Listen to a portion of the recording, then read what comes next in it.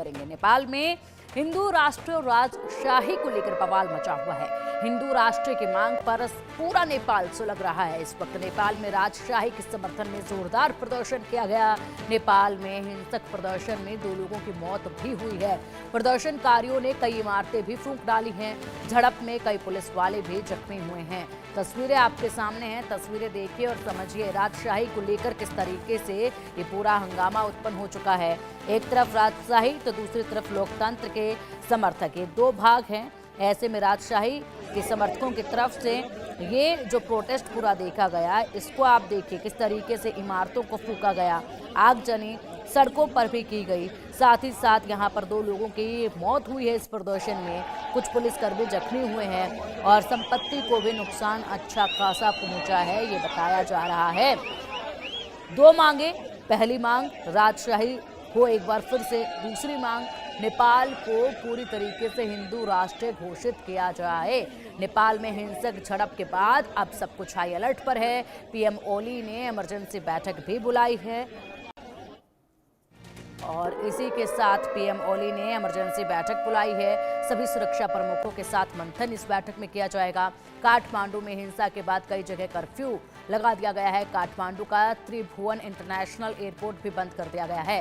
काठमांडू की सड़कों पर सेना की तैनाती की गई है। सेना की तैनाती कर दी गई है। पीएम ओली ने इमरजेंसी बैठक बुलाई जिसमें मंथन किया जाएगा हालातों को लेकर। और जाहिर सी बात है, बड़ा एक्शन का वक्त जो है वो नजर आता है। नेपाल की राजधानी काठमांडू में भारी बवाल मचा हुआ है। राजशाही की वापसी की मांग कर रहे हैं लोगों और पुलिस के बीच में हिंसक झड़प भी हुई है। इसके बाद कई जगह आगजनी की भी खबरें सामने आई। प्रदर्शनकारी पूर्व राजा ज्ञानेंद्र शाह की वापसी और हिंदू राजशाही की बहाली की मांग कर रहे हैं। स्थिति को नियंत्रित करने के लिए पुलिस को आंसू गैस और रबर की गोलियों का इस्तेमाल करना पड़ा है, जिसमें कई लोग घायल हो गए हैं। रबड़ की गोलियों का इस्तेमाल हुआ है। इसके बाद काठमांडू के कई इलाकों में कर्फ्यू लगा दिया गया और नेपाल सेना को भी सड़कों पर उतारा गया है ताकि हालात को काबू किया जाए। 2 लोगों की मौत हुई है, ये आंकड़ा और ना बढ़े, इसके मद्देनजर अहम कदम जो हैं वो उठाए गए हैं सरकार की तरफ से। और साथ ही पीएम ओली ने इमरजेंसी बैठक भी बुलाई है, जिसके बाद अब इस बैठक में क्या कुछ जो है पूरी तरीके से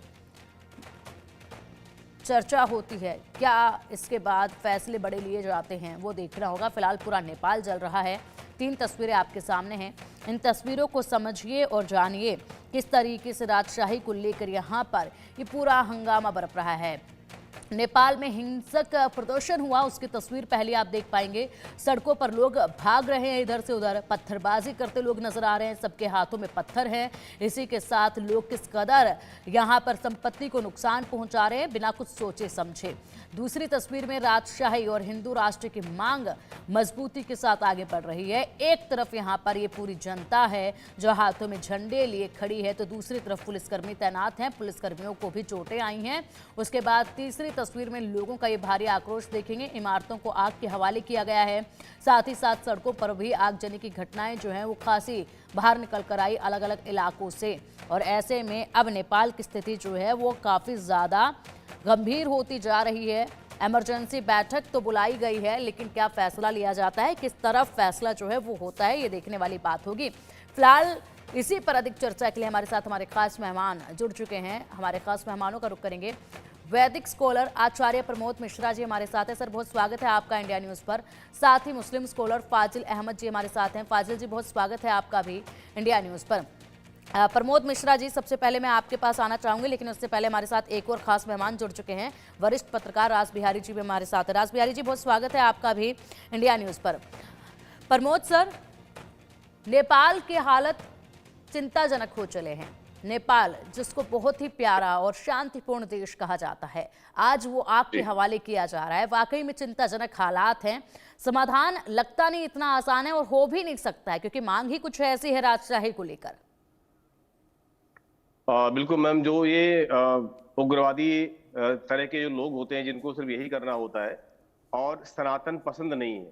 जहां जहां भी एक ऐसा ही देश बचा था नेपाल, जहां पर वो हिंदू राष्ट्र का एक झंडा लेके चल रहा था और हिंदुत्व को बढ़ावा दे रहा था, धर्म को बढ़ावा दे रहा था, वही एक ऐसा देश था। यहाँ तो जहां हम बैठे हुए हैं भारत में, यहाँ तो मतलब सर्वधर्म समभाव वाली स्थितियां चल रही हैं। ठीक है, ये भी आवश्यक था, लेकिन वहां पर एक ऐसा भी देश था। तो किसी को ये रास नहीं आ रहा है कि सनातन आगे बढ़े कैसे, सनातन को समझे कैसे। तो ऐसे बहुत सारे जो गलत विचारधारा के लोग हैं, या जो एक वामपंथी भी कह सकते हैं उनको, ऐसे विचारधारा के लोग हैं, इन लोगों को रास नहीं आ रहा। तो यहाँ कहीं ना कहीं एक प्लान की तरह ये करते हैं, जो नेपाल जल रहा है या नेपाल को जलाया जा रहा है, जल नहीं रहा है, जलाया जा रहा है। तो ऐसी जो स्थितियां बन रही हैं, ये जानबूझकर हो रही हैं कि कैसे न कैसे हिंदुत्व को या इस सनातन को मानने वालों को, या कहीं ना कहीं जो इस रास्ते पे चल रहे हैं, सही रास्ते पे चल रहे हैं, इनको चोट कैसे पहुंचे, इनको दिमाग को कैसे उकसाया जाए, इनके जीवन को कैसे उकसाया जाए, ये परिस्थितियां होती हैं। ये एक प्री प्लान की तरह होता है। ये ऐसा नहीं कि हाँ अपने आप हो रहा है, या बस एक मन में आ गया ऐसे। ये प्लान को बना करके उस तरीके से किया जा रहा है मैम जी। बिल्कुल। रास बिहारी सर, क्या कहेंगे? ये मांग जो रखी जा रही है, एक मांग ये भी है कि हिंदू राष्ट्र पूरा नेपाल को एक बार फिर से बनाया जाए। ठीक है, एक मांग तो ये हो गई, लेकिन राजशाही की मांग को लेकर क्या कहेंगे? देखिए, जो नेपाल के हालात बन रहे हैं उसमें सबसे बड़ी बात है कि वहां की जो सरकारें रही हैं उन पर जनता का धीरे धीरे विश्वास बहुत कम होता चला गया। एक समय था जब 2008 में जब राजशाही का खात्मा हुआ था, तो जनता ने आंदोलन किया कि लोकतंत्र स्थापित हो। लोकतंत्र स्थापित हुआ, लेकिन जिस तरह से नेपाल को तरक्की करनी चाहिए थी, नेपाल और पीछे चला गया। उसका उद्योग ठप हो गया, व्यापार ठप हो गया, और जिस तरह से शांति आनी चाहिए थी वो नहीं आई। तो लोगों में खास तौर से ये नाराजगी है कि जो सरकारें आई उन्होंने भ्रष्टाचार को बढ़ावा दिया, उन्होंने नेपाल का कोई विकास नहीं होने दिया। अगर आप नेपाल की स्थिति को देखें तो वहां पर हालात बहुत खराब हो चुके हैं। वहां की अगर सड़कों की हालत देखें, वो बहुत खराब है वहां। और दूसरा बात यह है कि नेपाल में जिस तरह की ताकतें हैं, खासतौर पर अगर हम चीन के प्रभाव की बात करें, चीन की जो साजिश है वो भी वहां लगातार बढ़ रही है। कुछ नेता चीन के प्रभाव में रह के भारत विरोधी बयान देते रहे हैं, लेकिन धीरे धीरे प्रधानमंत्री नरेंद्र मोदी की नेपाल की यात्रा के बाद और नेपाल के साथ व्यापारिक संबंध बढ़ाने के बाद नेपाल के हालात बदले हैं। अब वहां के नेता भी जो चीन का समर्थन करते थे वो भी भारत का समर्थन कर रहे हैं, वो भी मोदी की जय जयकार करने लगे हैं। तो लेकिन यह है कि जो हालात अब स्थिति पैदा हुई है, क्योंकि आंदोलन की तैयारी बहुत पहले से चल रही थी, और जिस तरह से राजा ज्ञानेंद्र का वहां पर धार्मिक यात्रा के दौरान जगह जगह स्वागत हुआ है, लाखों लोग उनके स्वागत के लिए उमड़े, और काठमांडू में तो हालत और भी खराब हो गए थे, वहां तो एकदम जाम लग गए थे। तो ये सब चीजें हैं कि जनता वहां चाहती है कि बदलाव हो, और चूंकि जो पहले बदलाव हुआ उसमें किसकी साजिश थी ये भी कोई अभी तक सामने नहीं आया है। जनता वहां की ये भी जाननी चाहती है कि राज परिवार का खात्मा हुआ तो क्यों हुआ था। तो ये इन सब मांगों को लेके जनता में वहां भारी नाराजगी है, और एक बदलाव की वहां की जनता सड़कों पर है। और जैसा कि हम पहले भी हम आशंका लगा रहे थे, भारतीय मीडिया में भी खबरें आ रही थी कि ये आंदोलन उग्र हो सकता है, और वो आशंकाएं सही साबित हुई हैं कि जनता इस आंदोलन में बहुत बढ़ चढ़कर भाग ले रही है। जगह जगह प्रदर्शन हो रहे हैं। मुझे लगता है पूरा नेपाल ही अभी प्रदर्शन की जद में है। बिल्कुल बिल्कुल राज बिहारी सर। और राज परिवार में जो हत्याएं हुई वो बिल्कुल अभी भी रहस्यमय बना हुआ है, सच्चाई अभी भी उसके सामने नहीं है।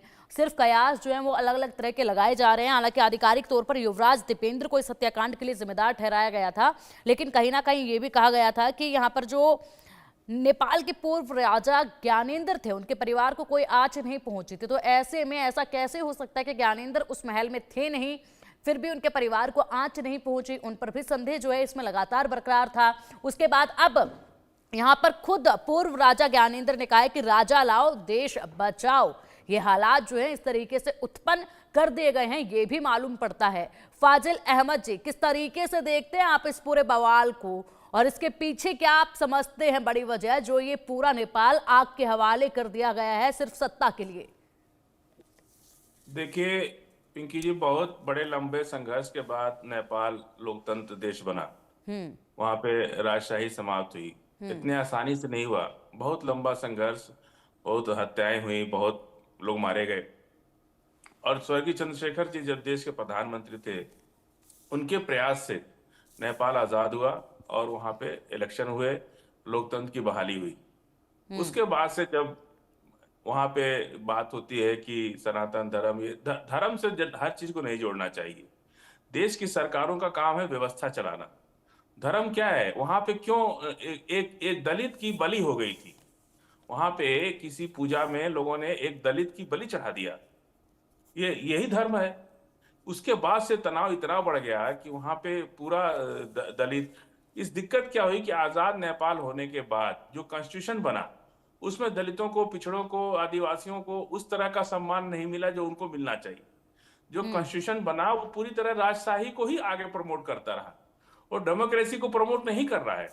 तो इसलिए सबसे बड़ी जो दिक्कत है, वहां के जो कानून बना उसके आजादी के बाद, वो पूरी तरह से राजशाही को ही प्रमोट कर रहा है। उसी तरह की व्यवस्था, उन्हीं तरह के लोग उसमें शामिल हैं। पूरी तरह से जो शीर्ष नेतृत्व है गवर्नमेंट में या विपक्ष में, जो भी लोग हैं, मैंने कुल बात यह है कि मिल बांट के खा लो, ऐसा नेपाल हो गया है। नेपाल में आम आज जो उम्मीदें की गई थी कि अगर देश आजाद होगा तो दलितों को, पिछड़ों को, आदिवासियों को, गरीबों को एक सम्मान मिलेगा, पार्लियामेंट में उनकी जगह मिलेगी, लेकिन ऐसा कुछ हुआ नहीं।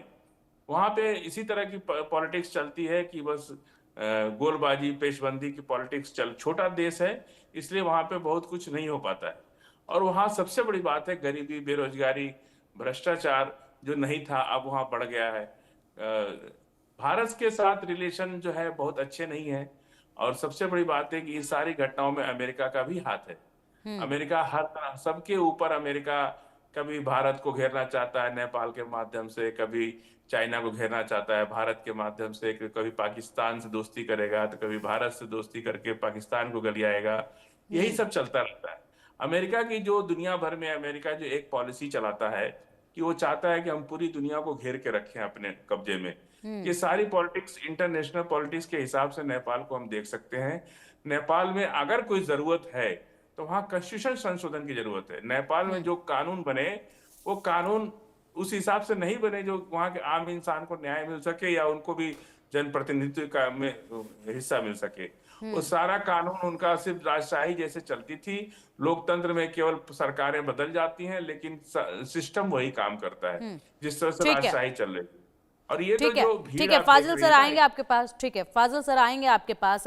फिलहाल कुछ और बड़े अपडेट नेपाल से सामने आ रहे हैं, उन पर भी एक नजर डालते हैं। उसके बाद चर्चा लगातार जारी रहेगी। नेपाल में बवाल के बाद पूर्व राजा ज्ञानेंद्र शाह नजरबंद कर दिए गए। निर्मल निवास में ज्ञानेंद्र शाह को नजरबंद किया गया है। पूर्व राजा ज्ञानेंद्र पर गिरफ्तारी की भी तलवार लटकती नजर आ रही है। पूर्व राजा के खिलाफ मुकदमा चलाने की भी सरकार ने तैयारी कर ली है। ज्ञानेंद्र शाह समर्थक बड़े नेताओं की गिरफ्तारी हुई है और साथ ही नेपाल में पूर्व राजा समर्थक प्रदर्शनकारी भी गिरफ्तार किए गए हैं। बड़ा अपडेट है ये नेपाल से कि नेपाल के पूर्व राजा ज्ञानेंद्र को नजरबंद कर दिया गया है। उनके जो बड़े समर्थक थे उनकी भी गिरफ्तारी हुई है।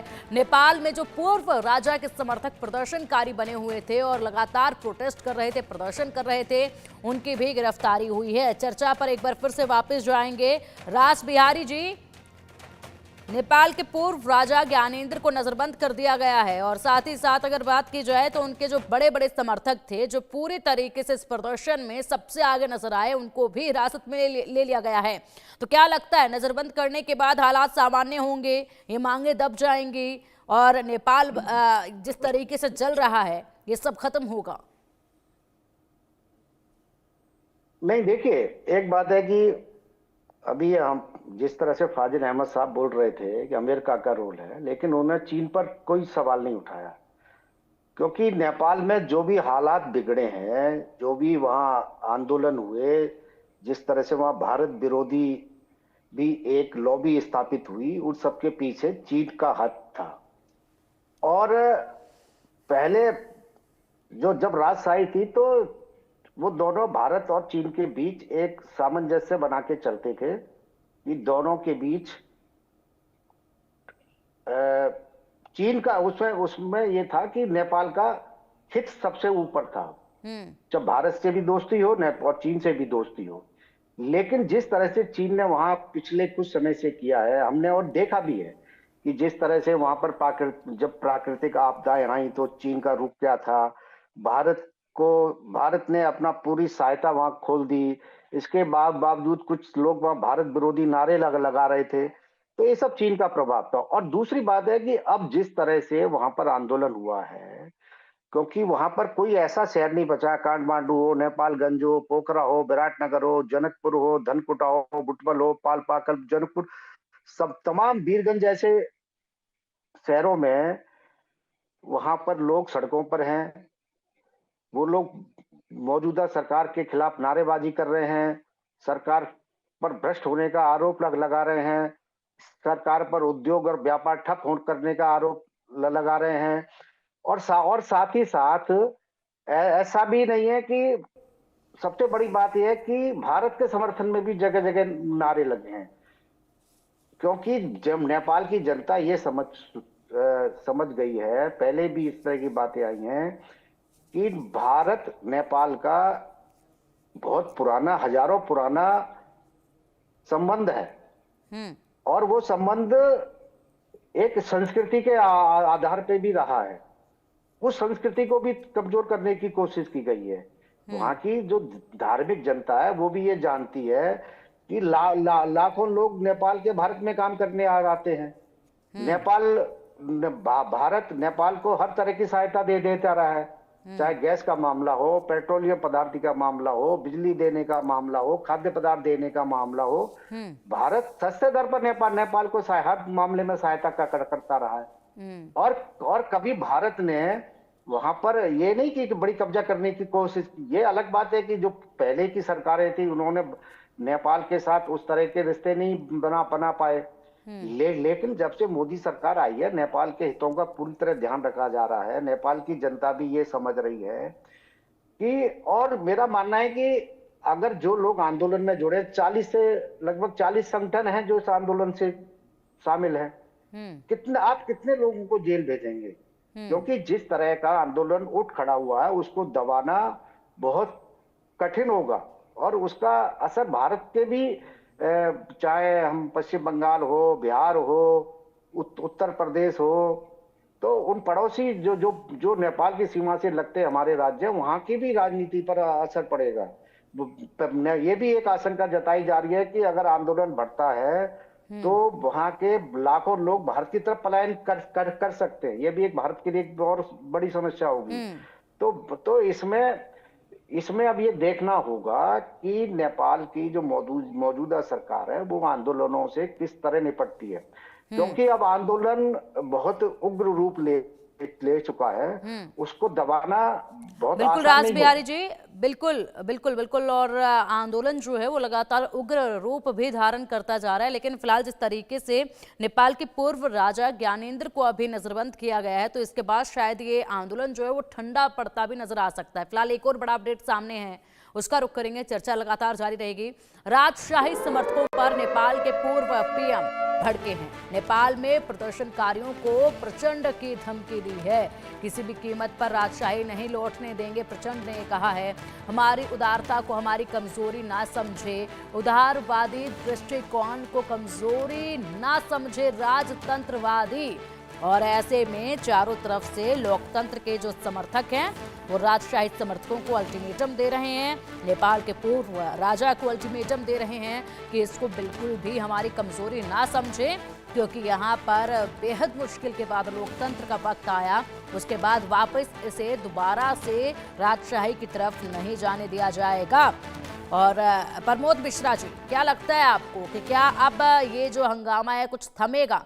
क्योंकि यहाँ जिस तरीके से एक के बाद एक पूर्व पीएम ने भी अब कह दिया है कि अगर ऐसा करेंगे तो बर्दाश्त नहीं किया जाएगा और इसको बिल्कुल भी हमारी कमजोरी ना समझे। अभी तक जो है आवाज उठने का मौका दे दिया सो दे दिया, लेकिन अब बड़े एक्शन एक के बाद एक होते नजर आने वाले हैं।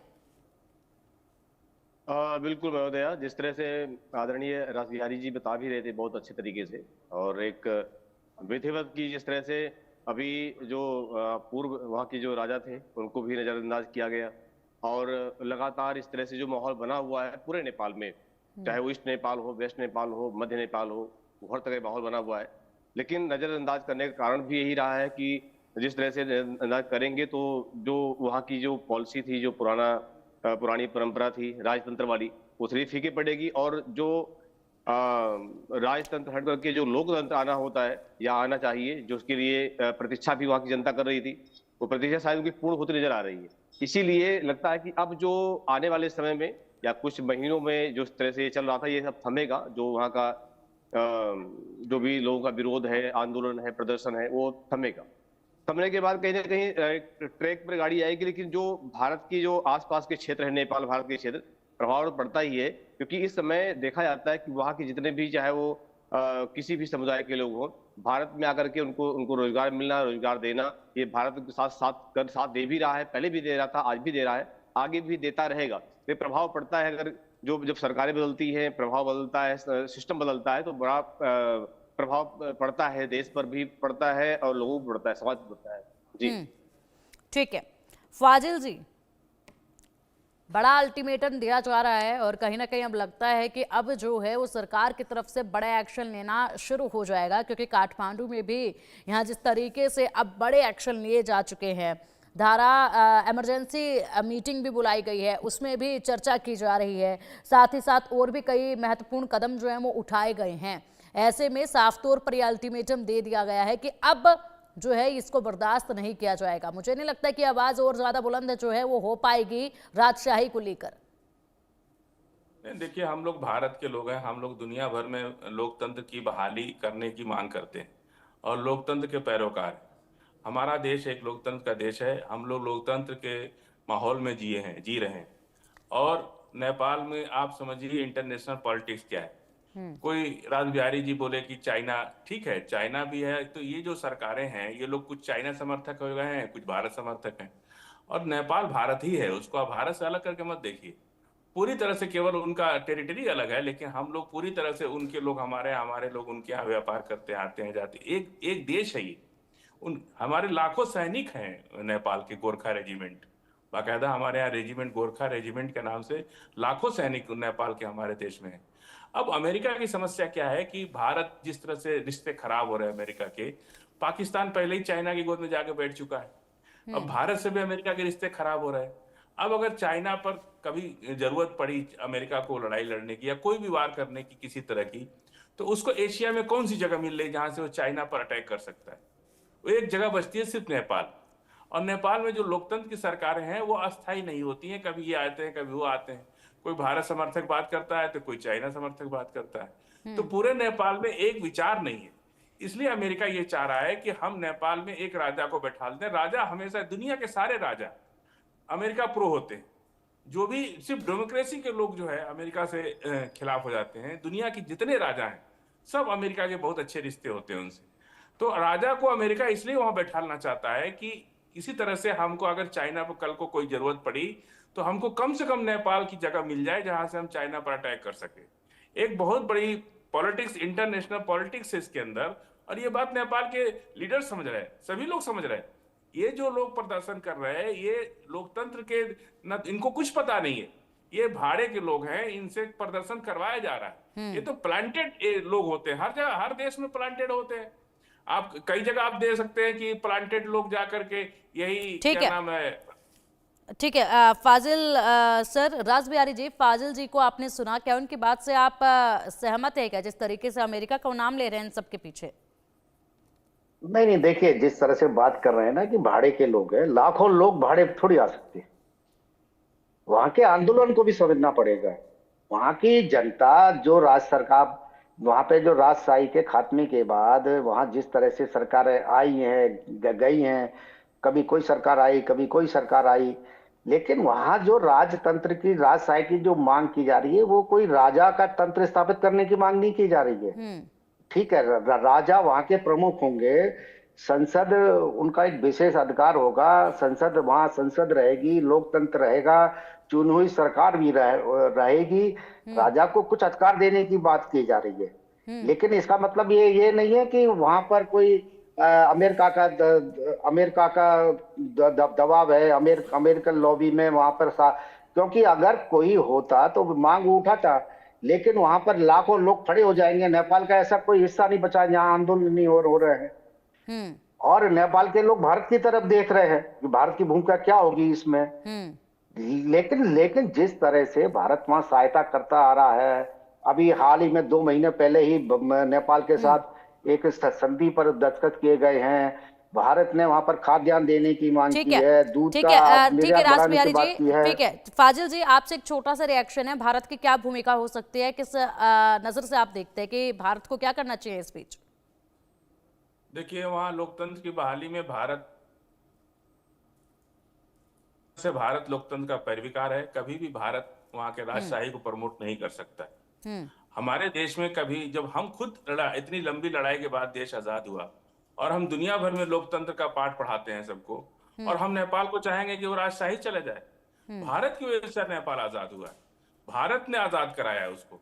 स्वर्गीय चंद्रशेखर प्रधानमंत्री जी थे, उन्होंने बहुत प्रयास करने के बाद वहां पे आजादी मिली और वहां इलेक्शन हुआ। चलिए ठीक है। तो भारत का कोई भी आदमी अगर वो लोकतंत्र में विश्वास, जो भारत में भी लोग लोकतंत्र में विश्वास नहीं रखते हैं, बहुत से लोग चाहते हैं कि राजा बन जाए हम यहाँ के, तो उन लोगों की बात मैं नहीं करता। लेकिन मेजॉरिटी पॉपुलेशन, फाजिल जी, मुझे लगता है कि यहाँ आप थोड़ा सा गलत हैं, क्योंकि मुझे नहीं लगता कि भारत की स्थिति ऐसी है कि यहाँ लोकतंत्र में विश्वास नहीं करते।